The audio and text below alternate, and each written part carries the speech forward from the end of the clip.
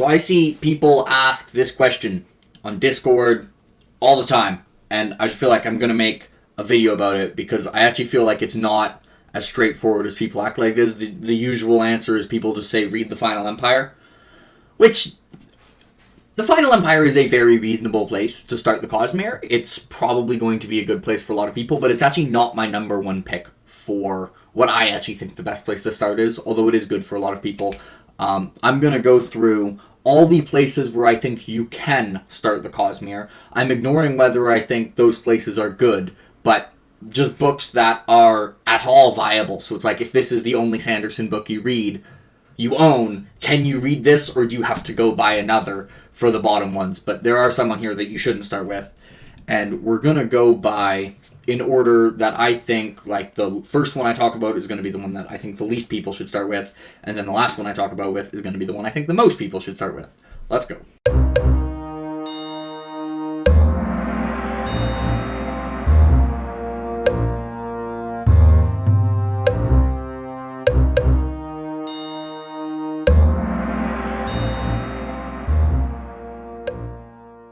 There are 7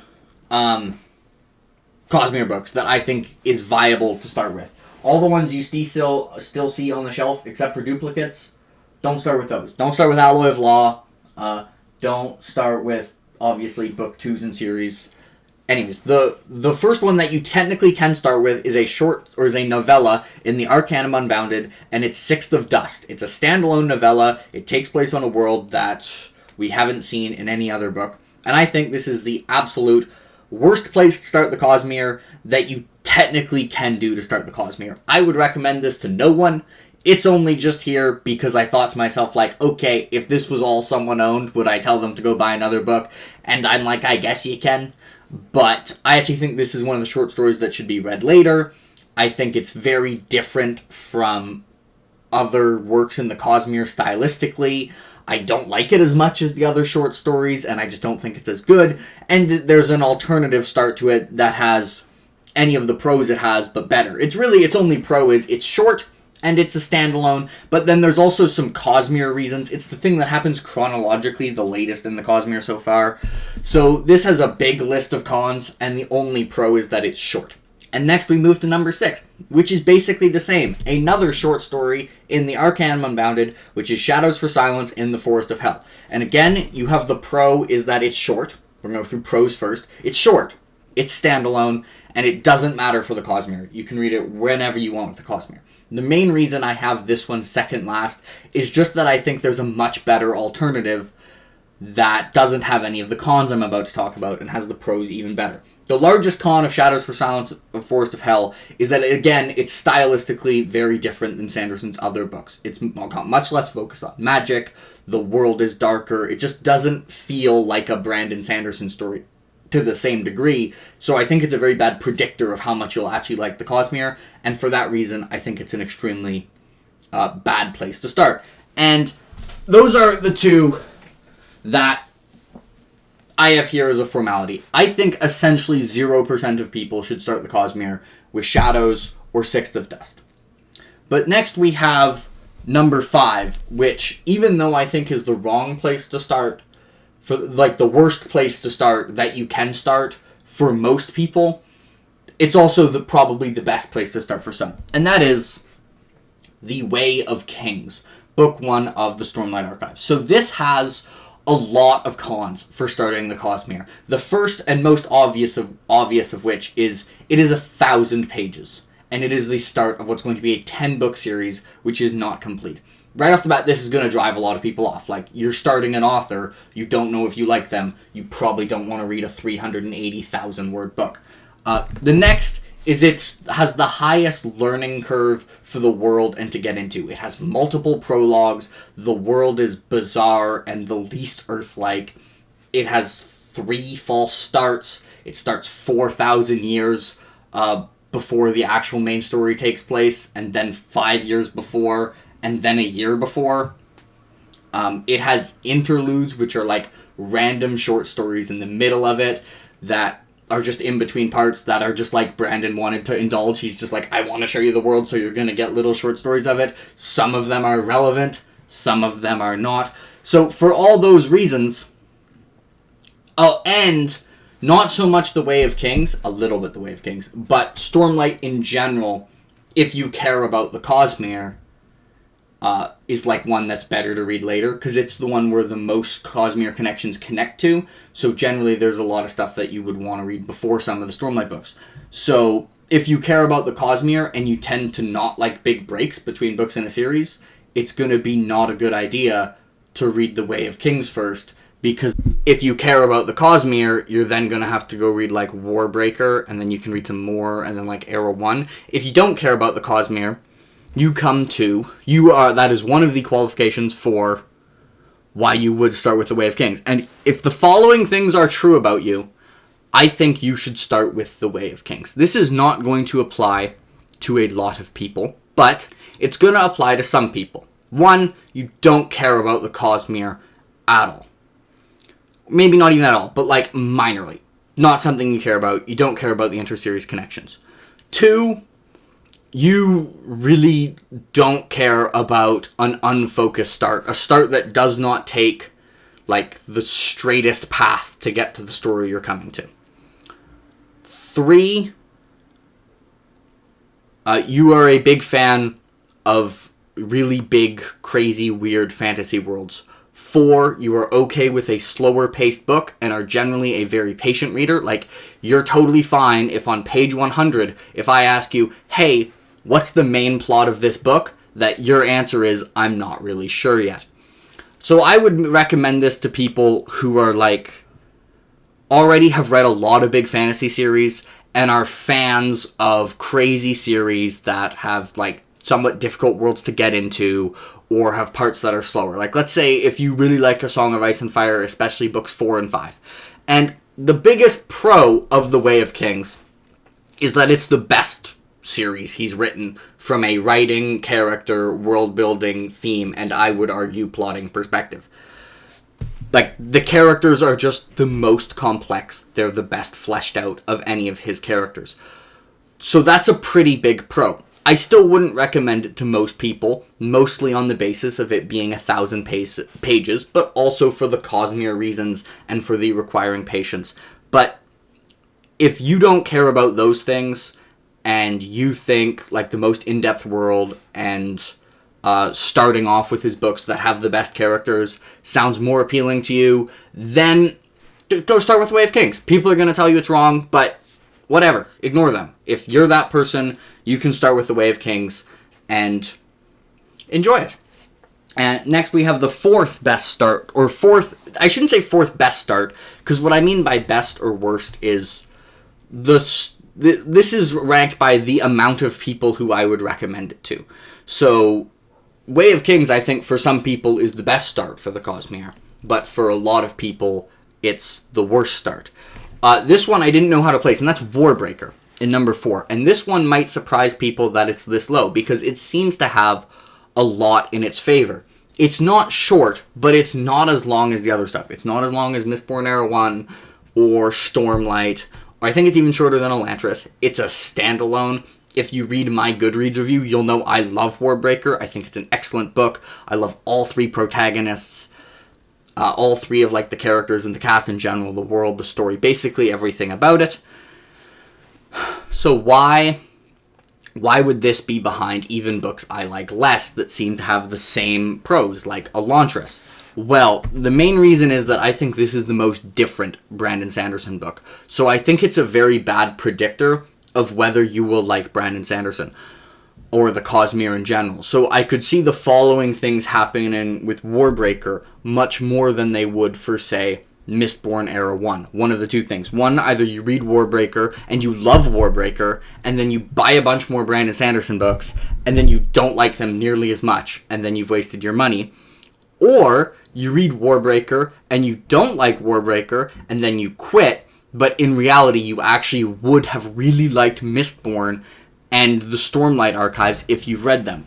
It's the least action-packed Sanderson book. It also doesn't have a clear antagonist. Warbreaker, as you're reading, you're trying to figure out who the antagonist is, compared to, say, The Final Empire, where the antagonist is the Lord Ruler. Or Stormlight, which is a little bit more complicated, but there are some people who you know are antagonists. And this doesn't have it. It's more like romance-focused. Ciri is just, I think, and Vivenna are both read differently than most of Sanderson's other characters. And I really like it anyways, but for that reason, I actually wouldn't recommend this to most people. The only reason I would start... Like, I think Warbreaker's an okay start for a lot of people, because, you know, it's a standalone, it's short, and I think it's very good. But because it's different, I would only recommend starting with Warbreaker if either this is you're thinking, who should I recommend this to someone you know, and you know someone who you think specifically would really like Warbreaker, or you know someone who knows your reading taste very well, who's read all of or most of the Cosmere, who's saying that they think you would like Warbreaker the most. For example, I thought my mom would really like Warbreaker, and she read it last year, and I was right, and then she ended up reading Stormlight. I think if I had given her The Way of Kings first, it's likely it would have been like, why is this 1,000 pages? So I think in some cases it can be good, but I would only recommend starting with this in very specific circumstances. Okay, we are moving on. The number 3, third, in my opinion, best place to start the Cosmere is publication order. It's Elantris, his debut novel. This has the following prose. It's a standalone.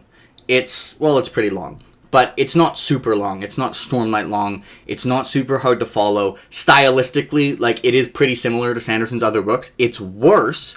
He's worse at a lot of stuff. But the stuff there's some things that Sanderson was instantly very good at, like final acts, really creative uses of magic, and stuff like that. And these are things that are in Elantris. There's also some stuff that he's not as good at. I don't think the cast of characters in Elantris is nearly as strong as his later books, especially Stormlight. I think the start is slow. I remember I was getting to chapter 19 and I was just not enjoying it that much. And then I really liked the second half of this book. The people I would recommend this to are the people who want to read things in publication order, the people who want a standalone, and the people who are realistically not going to give up if they don't like Elantris, who are kind of already in it for the long haul. Now, you might be like, hey, this is third, Jake, and those are a lot of reasons not to start with it. And that is because I think upwards of 90% of people should start with what I have second or first. But I think I want to, give out the criteria of what I think.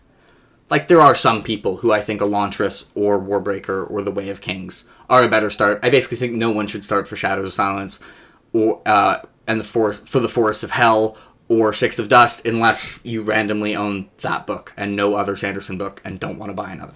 Okay, so let's get to the number 2 spot, the spot that everyone else is going to have won and is the standard place to start the Cosmere, which is Mistborn Era 1, which has a lot of things going in its favor.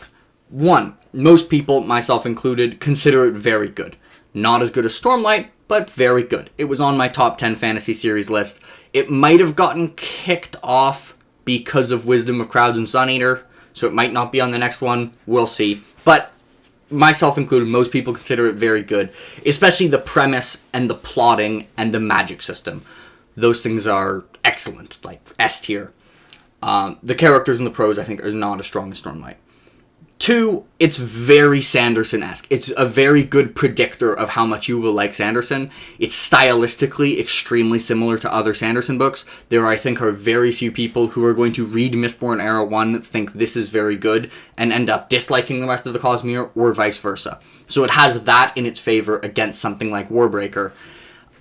And also, it starts pretty quickly on the basis of its premise. It's not like an instant start. Sanderson starts tend to actually not be ultra fast, but it's a pretty easy book to get into. So those are all extremely relevant pros, and it's not as long as Stormlight. But the biggest con for Mistborn is that it's pretty big. Like, it has the Final Empire. Another advantage it has is, even though it's a trilogy, you can kind of read the Final Empire as a standalone. But I think its biggest cons are, one, I just don't think the character work is as strong as Stormlight or the book I have here, that if you know all the Cosmere, you know what it is. And it's just long. Like, for fantasy fans, it's not super long. It's like, 600,000 word trilogy. That's weirdly normal for people like me, but I'm insane. For most people, being like, hey, you're going to start this author, well, have a 600,000 word trilogy. That's just warm-up for this 2 million word 4 books out of a future 10 books that's going to be like 4 million words. Like, so a lot that could turn a lot of people away. And my number one spot, I think Mistborn's good for a lot of people, especially if you really like really interesting magic systems that are used extremely well and add to the story, as well as action. Mistborn is much more action than what I'm about to recommend, which is, I think, the best place to enter the Cosmere, The Emperor's Soul by Brandon Sanderson. I actually don't think it's that close. I think this almost has no cons from an entry point standpoint. Unless you'd consider that, I think it might literally be the best thing he's written, so you might be a little bit disappointed by everything that isn't Stormlight after The Emperor's Soul. But The Emperor's Soul is extremely Sanderson-esque. I think it's an excellent predictor for how much you will like other Sanderson books. The way it deals with magic, character, theme, world building, how it's plotted, everything. Two, it has... Actually, another thing I forgot to mention as a pro for Mistborn and Elantris and Warbreaker is actually they're all good from like a Cosmere perspective. Warbreaker, like all of them don't have Cosmere prerequisites. This also doesn't have Cosmere prerequisites. You do not need to read Elantris before The Emperor's Soul. I know they're set on the same planet, but it's the equivalent of having a book set in like Australia in the 1400s and then like England in the 1500s or something, or in like the 800s, or like ancient Rome. Like, they're on the same planet, but they are completely separate. Even the magic system is different because the way the magic works on Celt is based on location. So it can be read anywhere in the Cosmere. I think Shay, who's this lady, is one of Sanderson's best protagonists and best characters. It's paced exquisitely, and most of all, it is completely standalone and is 110 pages. I literally don't have a con. I think this is the best place to start the Cosmere with. I kind of get a little bit frustrated that everyone just default recommends The Final Empire. The Final Empire is a very good place. I think it's the second best place. I would recommend this to most people. It's shorter than anything else. It's like Stormlight quality. It's completely standalone, and it's easier to get into than Mistborn. I literally don't see the con for starting with The Emperor's Soul. If you are gonna, it is in the Arcanum Unbounded as well. So if you have the Arcanum Unbounded, you do have The Emperor's Soul. I believe it's the first thing in the Arcanum Unbounded. It is. Don't read Hope of Elantris. Read that after Elantris. Anyways, so that is what I think. I think for the majority of people, I would recommend starting with The Emperor's Soul. If Mistborn really appeals to you, maybe if you just think like Allomancy sounds really cool, or like you really like heists, or just you're totally fine with a 600,000 word book trilogy, or want more action, then go The Final Empire. If you just really like doing publication order, go Elantris. If you have a specific recommendation from someone who knows your tastes and they think you'll like Warbreaker the most, go Warbreaker. If you are used to reading huge fantasy series, you tend to be very happy with like a book that meanders more and isn't as focused on the plot, that takes its time to try and get bigger payoff. You want crazy world building, you're fine with false starts, and you just want to go into the Magnus office and don't care about the Cosmere, go Stormlight. And if they're the only books you own and you don't want to buy any other Sanderson books and don't want to use the library, then I guess go with Shadows for Silence in the Forests of Hell or Six of Dust. But really just don't start with those. That is what I think. That is my guide to starting the Cosmere. And I hope this was helpful. And now when people ask me, I can be like, I can just link them this video. Bye, everyone. Let me know what you think. Do you agree with me? Do you disagree with me? Is there any pro or con to starting with either that I've completely missed? Do you have a reason why someone shouldn't start with The Emperor's Soul? Probably not, because I don't think there is one. It's so good.